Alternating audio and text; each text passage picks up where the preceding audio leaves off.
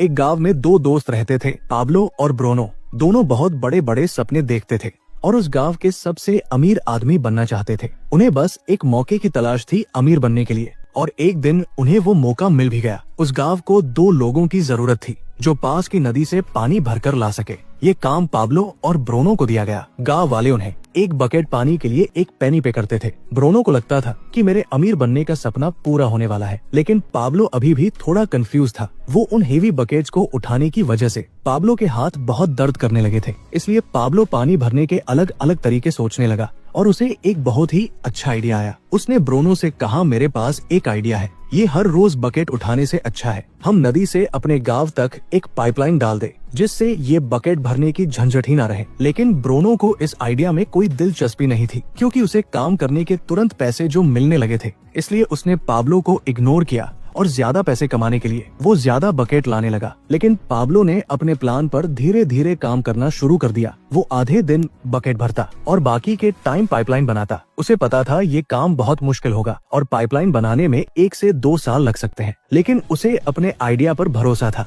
इसलिए उसने पाइपलाइन के लिए काम जारी रखा। कुछ महीने बाद ब्रूनो और गांव वालों ने उस पर हंसना शुरू कर दिया, क्योंकि 1-2 महीने में उसका कुछ खास काम नहीं हुआ था। इसलिए गांव वाले उसे पाब्लो द पाइपलाइन मैन कहकर उसका मजाक उड़ाते थे। और दूसरी तरफ बकेट भरने वाले ब्रूनो की इनकम डबल हो चुकी थी। वो एक बड़ा घर खरीद चुका था, उसकी लाइफस्टाइल बदल चुकी थी। ब्रूनो जब वीकेंड्स पर मजे करता तब भी पाब्लो पाइपलाइन के लिए खुदाई का काम करता था। और कुछ ही महीने बाद पाब्लो की आधी पाइपलाइन बन चुकी थी, जिसकी वजह से उसे पानी भरने के लिए अब आधे रास्ते तक ही आना पड़ता था। इससे उसका काफी टाइम बचने लगा और वो पाइपलाइन बनाने में ज्यादा टाइम देने लगा। इधर कुछ महीनों बाद ब्रूनो को रियलाइज हुआ कि रोजाना इतनी बकेट उठाने से उसका शरीर अब पूरी तरह से थक चुका था। अब वो पहले जितना पानी नहीं ला सकता था, जिसकी वजह से वो बहुत परेशान रहने लगा। और इस तरह महीने गुजरते गए, पर पाब्लो ने अपनी पाइपलाइन पर काम जारी रखा और देखते ही देखते कुछ ही साल में पाब्लो ने पाइपलाइन कंप्लीट कर ली। अब वो बकेट उठाने की जगह पाइपलाइन से गांव वालों को 24 घंटे 7 दिन फ्रेश पानी देता था,